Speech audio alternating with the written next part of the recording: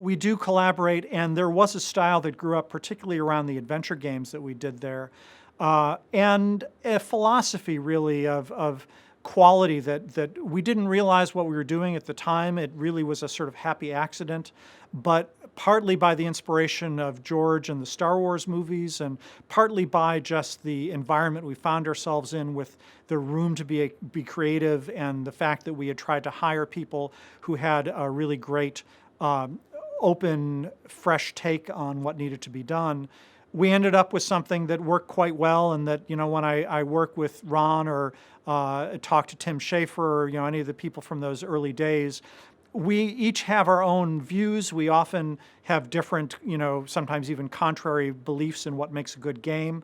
But we had a sort of brainstorming style and a willingness to engage each other, a willingness to question just about everything and to argue passionately but respect each other with it, that contributed a lot to that specific style, which I think is seen in a lot of other companies now. Moved from Lucasarts to the places that all of us spread out to. Dave Grossman, who worked with Ron and Tim on the Monkey Island games, was creative director for many years over at Telltale, and I think some of the Telltale games, and that company was founded by also a lot of ex-LucasArts guys. That was a great spin-off of a lot of what we did in the early Lucas days, but took it in quite a different direction, just as Double Fine has gone in yet their own direction.